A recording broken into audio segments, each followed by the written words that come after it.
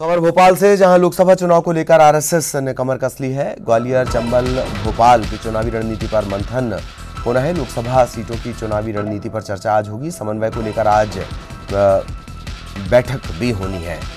संघ अपने अनुषंगिक संगठनों के साथ बातचीत करेगा, चर्चा करेगा। विधानसभा चुनाव में जो हार हुई है, जिन इलाकों में हार हुई है, वहां पर सबसे ज्यादा फोकस किया जाएगा। ग्वालियर, चंबल में मतदान प्रतिशत बढ़ाने पर भी मंथन होना है। भाजपा के पक्ष में माहौल कैसे बनाया जाए, इसे लेकर रणनीति बनेगी।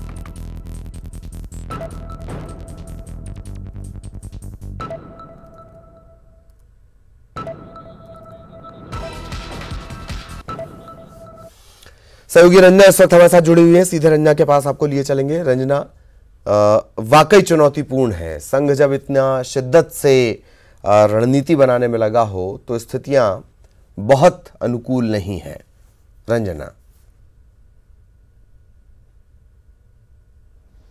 जी ललित, बिल्कुल। संघ की जो बैठकें हैं लगातार हर जगह पर चल रही हैं। इससे पहले इंदौर में बैठक हुई थी और अब भोपाल में की जा रही तमाम प्रचारकों के साथ लोकसभा चुनाव में जीत की रणनीति बनाई जाएगी, क्योंकि विधानसभा चुनाव में जो हार मिली है उसे एक तरह से सबक की तरह संघ ने लिया है और अब किसी भी तरह की कोई भी परेशानी जो है संघ अब मोल नहीं लेना चाहता। यही वजह है कि अभी लोकसभा चुनाव में जिस तरह से टिकट का वितरण हुआ और उसके बाद नेताओं की नाराजगी खुलकर सामने आने लगी, तो उस नाराजगी को भी उन्हें दूर करना है। क्योंकि अगर बात करें बालाघाट से भूत सिंह भगत की, वो भी निर्दलीय चुनाव में कूद पड़े हैं और टीकमगढ़ से वीरेंद्र खटीक के खिलाफ आरडी प्रजापति ने भी मोर्चा खोल लिया है, वो भी सपा का उन्होंने दामन थाम लिया है। और दूसरी तरफ अगर बात करी जाए तो सीधी के जो पूर्व सांसद हैं गोविंद प्रसाद मिश्रा, वो भी आज नामांकन भरने जा रहे हैं। शायद निर्दलीय वो नामांकन भरेंगे। तो तमाम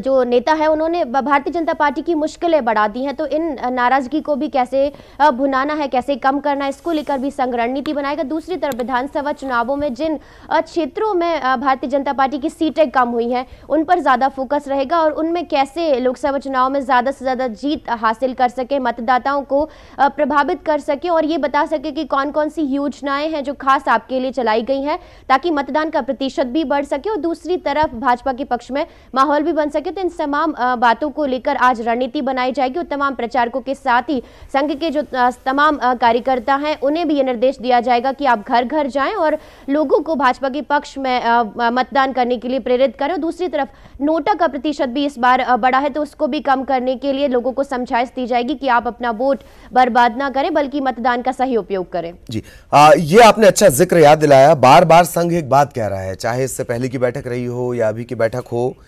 कि आपको वोटिंग परसेंटेज बढ़ाना है। क्या ये माना जाए कि ज़्यादा वोटिंग परसेंटेज बीजेपी को सपोर्ट करेगा? संघ ऐसा सोचता है?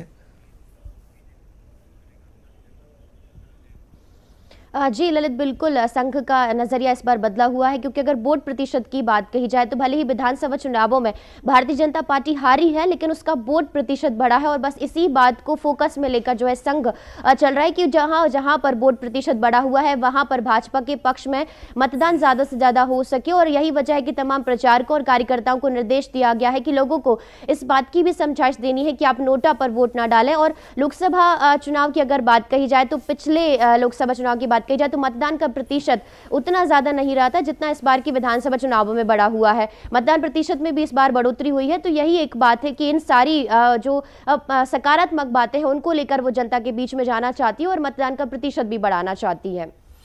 मतदान का प्रतिशत भी बढ़ाने की तैयारी है।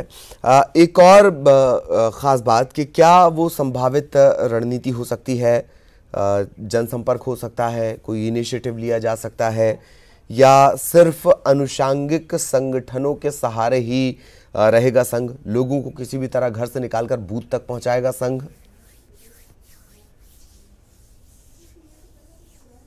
जी ललित, संघ खुद तो नहीं पहुंचेगा, लेकिन जो उसके तमाम कार्यकर्ता हैं उन्होंने रणनीति तैयार कर ली है। घर घर पहुंचने की जो है तमाम तैयारियां हो चुकी हैं और जो उनके आनुवंशिक संगठन है उनके जरिए ही वो घर घर तक पहुंचेगा, क्योंकि एक तरह की रणनीति है लोगों की।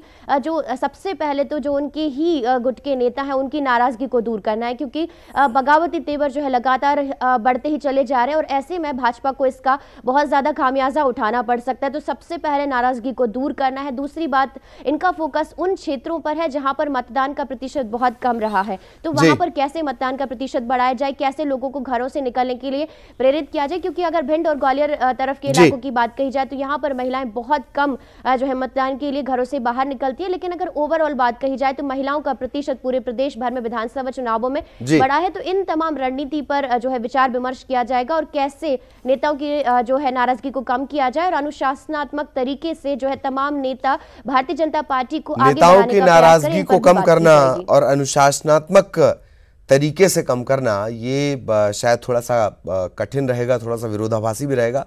बहरहाल बहुत बहुत शुक्रिया रंजना आपका इस तमाम जानकारी के लिए। नेताओं की नाराजगी कम करने की कोशिश की जाएगी, इसके मानी क्या होते हैं, क्या उन्हें और दिया जाएगा?